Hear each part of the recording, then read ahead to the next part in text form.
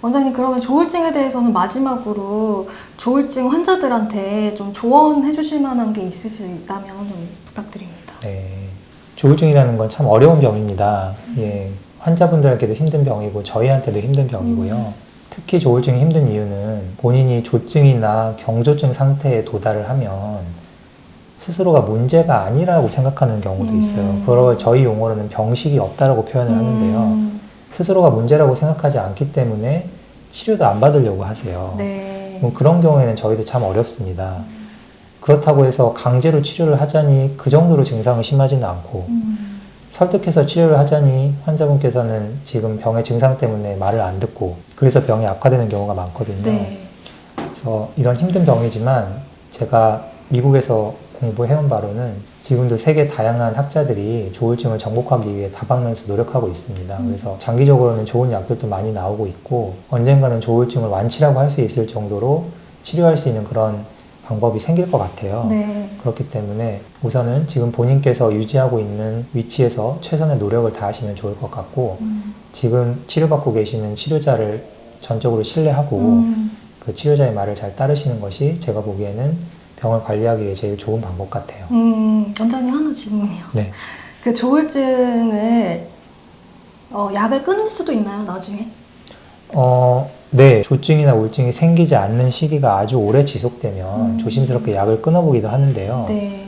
약을 끊었을 때 이 사람이 언제 어떻게 재발할지에 대해서는 사실 아주 정보가 많지는 않아요. 그렇기 때문에 의사 입장에서는 안전하게 가기 위해 약을 좀 더 길게 유지하고 싶고 네. 환자분들 입장에서는 내가 지금 괜찮은데 약을 계속 먹을 필요가 있나 이런 생각 때문에 네. 약을 빨리 중단하고 싶고 하는 그런 싸움도 계속 되는 것 같고요. 네.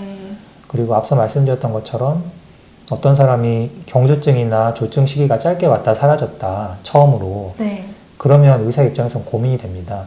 이런 사람을 장기적으로 약을 계속 유지를 하는 것이 좋을 것인가 아니면 그 경조증이나 조증이 일회성일 수가 있으니까 투약을 중단하고 경과를 보는 것이 좋을 것인가. 네. 근데 조현병이랑 그럼 비슷한 건가요? 조현병은 그때 얘기 들어보니까 네네. 약을 웬만하면 안 끊기를 권장을 하시더라고요. 안전하게 네. 가기 위해서. 네. 조현병은 장기적으로 증상이 계속 지속되고 치료를 안 하면 악화되는 그런 병이라고 생각하시면 되고요. 조울증은 조현병처럼 증상이 점점 악화되지는 않지만 언제든지 재발의 위험이 있기 때문에 조울증이 심했던 사람의 경우에는 대개는 유지치료를 오래 하는 것이 좋습니다. 왜냐하면 약을 씀으로 인해서 생기는 해보다는 약을 끊음으로 인해서 생기는 문제가 더 크기 때문에 네. 그 리스크 앤 베네핏을 잘 따져봐야 되는 거죠. 네. 그렇구나. 네. 원장님, 그러면 조울증 얘기는 여기서 이렇게 정리를 하도록 하고 마지막으로 이제 전반적인 정신 건강을 위해서 네네. 네, 구독자분들에게 좀 마지막으로 전해주실 말씀이 있다면 어떤 게 있으실지 좀 부탁드립니다.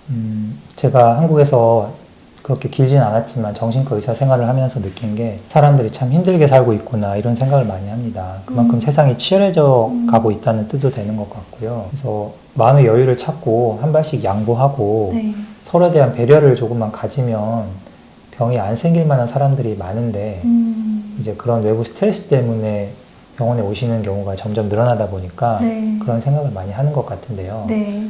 물론 제가 방금 말씀드린 문제들을 바꾸려면 아주 많은 전문가들의 노력이 필요할 것 같아요. 뭐 철학자나 정치인이나 그리고 저 같은 정신과 의사도 마찬가지고요. 그렇죠. 네.